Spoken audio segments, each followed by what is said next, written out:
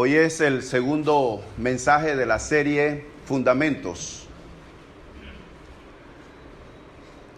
En el primer mensaje hablamos de Génesis capítulo 1. Yo quiero invitarles a que hagan un repaso mental del contenido de ese capítulo. ¿Recuerdan?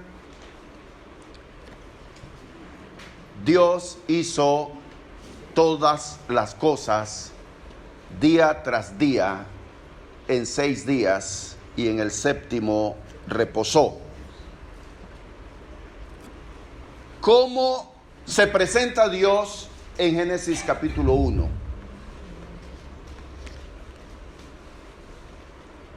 Génesis capítulo 1,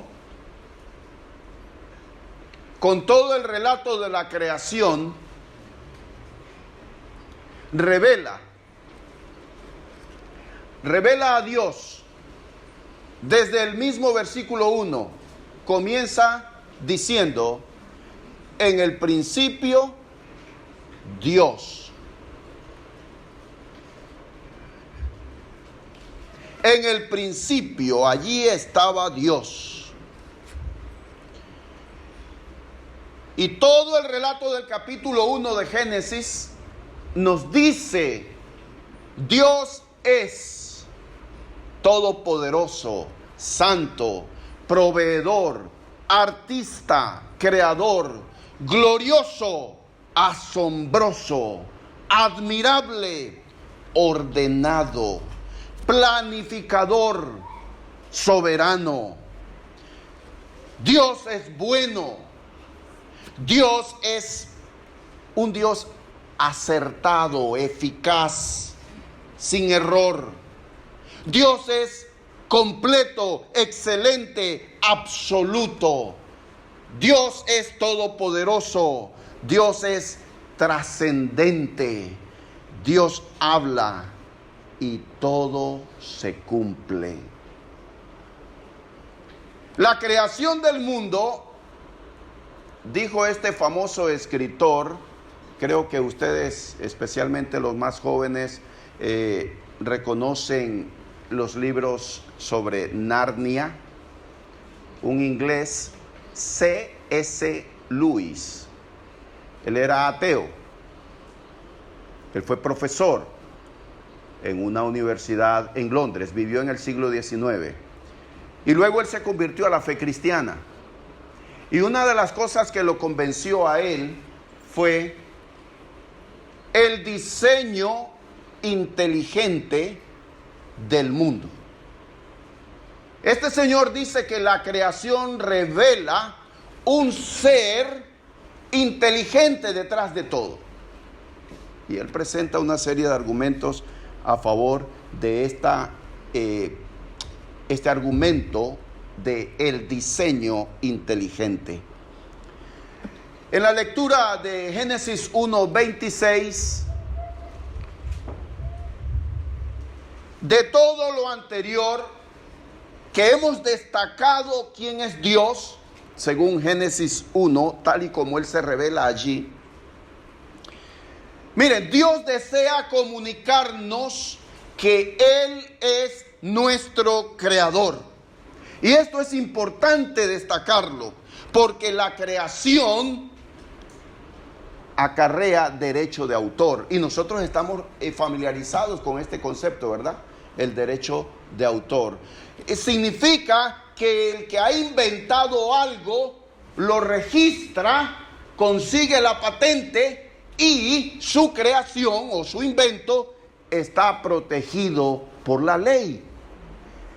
Él es el dueño de ese invento.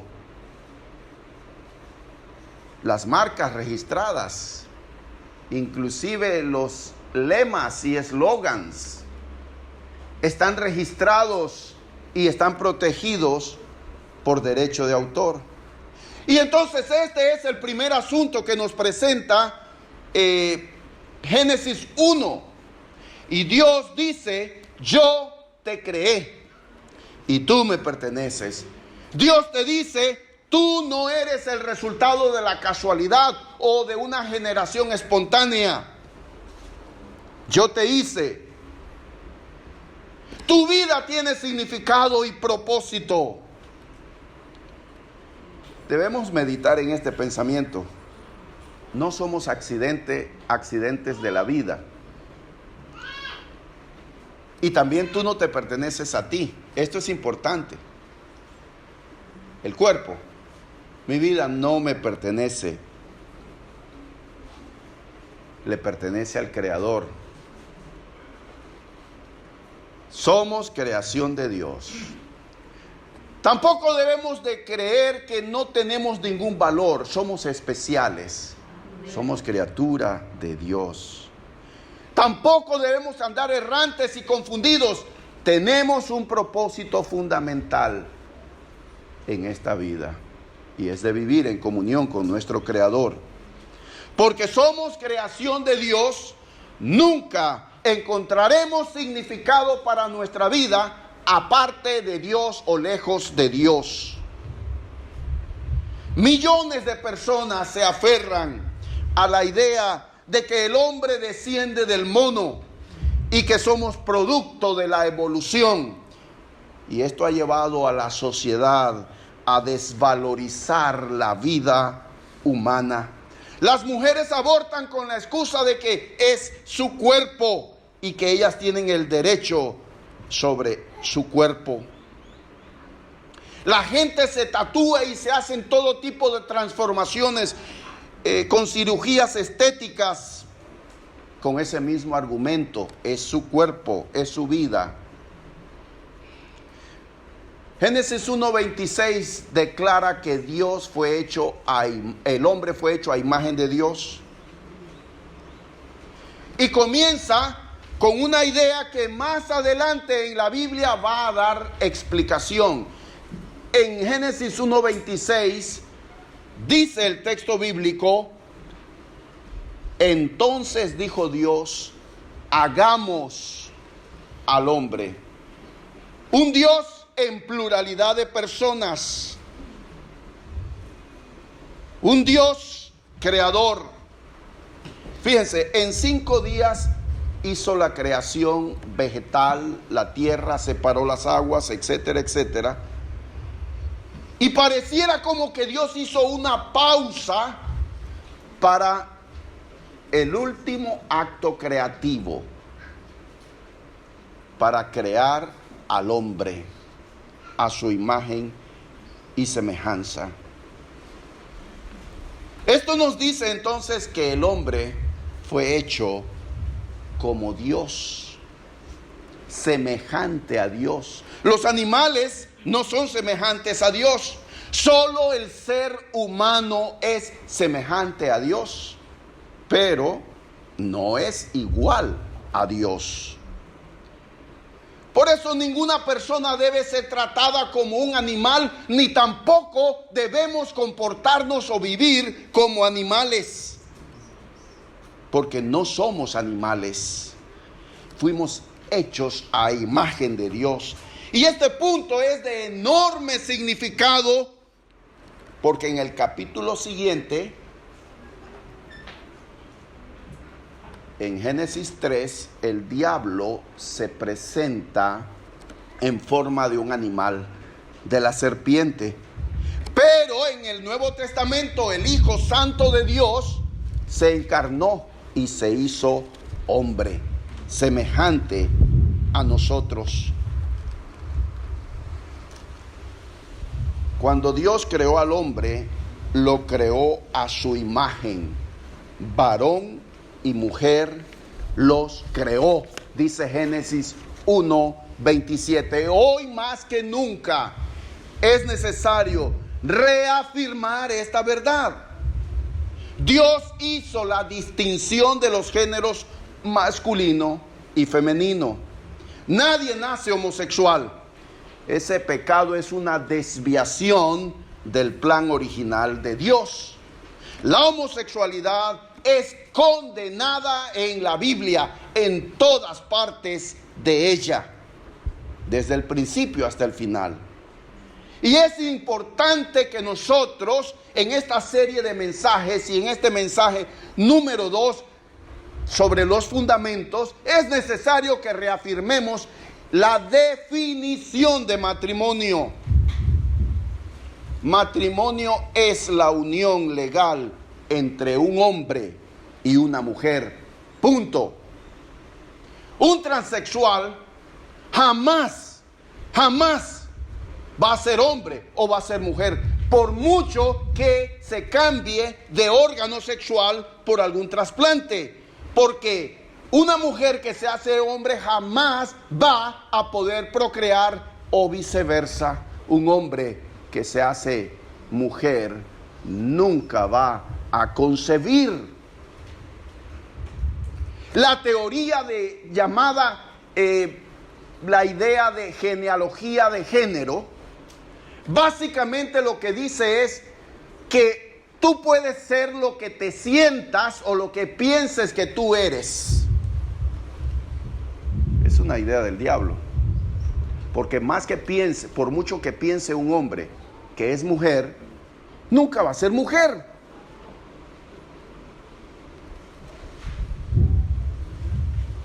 Ahora hagamos al hombre a nuestra imagen. Él tendrá poder sobre los peces, las aves, los animales domésticos y los salvajes, y sobre los que se arrastran por el suelo, dice Génesis 1:26. Llenen el mundo y gobiérnenlo. Entonces Dios otorga al hombre poder y dominio sobre su creación. Este punto es importante también. Ahora que estamos reafirmando fundamentos de nuestra fe, Dios pone al hombre como el soberano de la creación. En el Salmo 8, versículos 3 al 6, el salmista se expresa así: cuando veo el cielo que tú mismo hiciste, la luna y las estrellas que pusiste en él, pienso, ¿qué es el hombre? ¿Qué es el ser humano? ¿Por qué lo recuerdas y te preocupas por él? Pues lo hiciste como un Dios, lo rodeaste de honor y dignidad, le diste autoridad sobre tus obras, lo pusiste por encima de todo. Noten esto: en el principio, cuando Dios hace al hombre, el último acto de creación divina, la corona de la creación, el ser humano, Dios le da poder sobre la creación. Sean fructíferos, edifiquen, construyan, hagan este mundo, ustedes están sobre él. Sin embargo, por causa de la desobediencia de Satanás, del hombre, el diablo es el que se hizo príncipe de este mundo. Y lo dice el apóstol Pablo en Efesios 2:1. En otro tiempo ustedes estaban muertos en sus transgresiones y pecados, en los cuales andaban conforme a los poderes de este mundo. Se conducían según el que gobierna las tinieblas, según el espíritu que ahora ejerce su poder sobre los que viven en la desobediencia. Noten esto entonces: el ser humano, corona de la creación de Dios, Dios le da autoridad sobre este mundo, pero por causa de la desobediencia, el príncipe de este mundo es Satanás. Cuando tentó a Cristo, esto fue lo que le dijo Satanás en Mateo 4:8. Otra vez le llevó el diablo a un monte muy alto y le mostró todos los reinos del mundo y la gloria de ellos. Todo esto es mío, y a ti te lo daré si postrado me adorares. Pero también hay algo terrible. En su rebeldía, dice el apóstol Pablo que la gente no le dan gloria a Dios, ni le rinden culto a Dios. Por el contrario, noten lo que dice en Romanos capítulo 1, versículo 18 al 20. Porque la ira de Dios se revela desde el cielo contra toda impiedad e injusticia de los hombres que detienen con injusticia la verdad. Porque lo que de Dios se conoce les es manifiesto, pues Dios se lo manifestó. Porque las cosas invisibles de Él, su eterno poder y deidad, se hacen claramente visibles desde la creación del mundo, siendo entendidas por medio de las cosas hechas, de modo que no tienen excusa. Entonces aquí, en estos primeros 3 versículos del 18 al 20, el apóstol Pablo dice que el mundo es una inmensa galería donde se exhiben las obras de Dios y que nadie puede decir, yo no sé quién es Dios. Yo no conozco a Dios. Su eterno poder y divinidad son evidentes y se pueden ver a través de la creación. Sin embargo, dice el apóstol Pablo en Romanos 1:21, pues habiendo conocido a Dios, no le glorificaron como a Dios, ni le dieron gracias, sino que se envanecieron en sus razonamientos, y su necio corazón fue entenebrecido. Noten esto, el hombre que fue hecho corona de la creación, que fue puesto sobre la creación, termina adorando a las criaturas. Dice Pablo en Romanos 1:23. Y cambiaron la gloria del Dios incorruptible en semejanza de hombre corruptible, de aves, de cuadrúpedos y de reptiles. Entonces, fíjense lo que es el pecado y la rebeldía. El hombre es superior a los animales y fue puesto para gobernar a los animales. Sin embargo,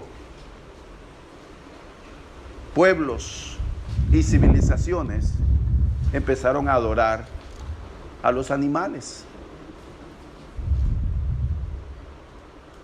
Hasta hoy en día, en la India, las vacas son sagradas para algunos que profesan una religión en la India. Mientras más conozco a los hombres, más quiero a mi perro. Frase que se atribuye al poeta inglés Lord Byron. Y este hombre fue reconocido por ser una persona que no tenía ningún principio moral, y fue reconocido en su época como el primer bisexual. Su relación incestuosa con su hermanastra y su estilo de vida pervertido hicieron que la sociedad de Inglaterra lo echara del país y se convirtió en un poeta errante en Europa. La frase, mientras más conozco a los hombres, más quiero a mi perro, revela el concepto bajo del ser humano que tenía este poeta en términos de fidelidad, confianza y amor.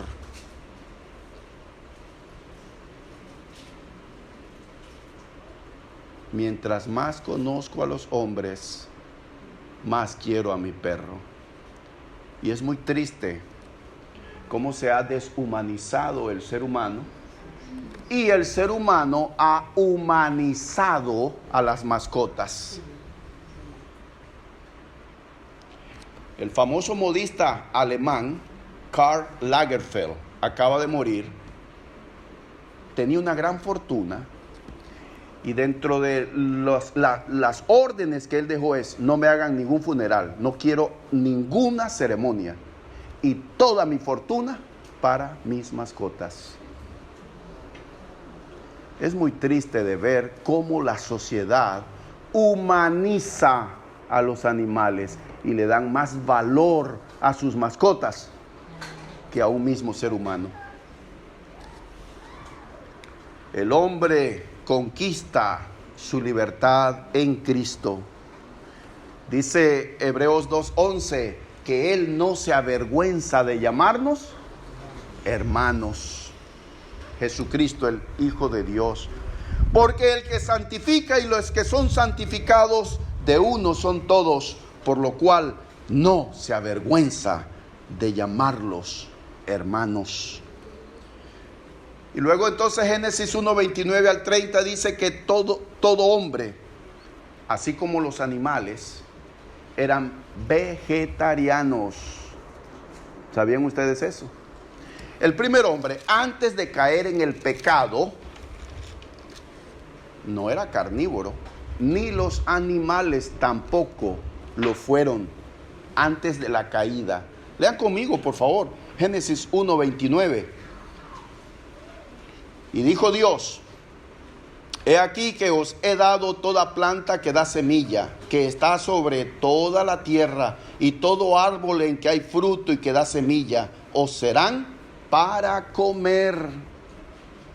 Y a toda bestia de la tierra, y a todas las aves de los cielos, y a todo lo que se arrastra sobre la tierra en que hay vida, toda planta verde le será para comer. Y fue así.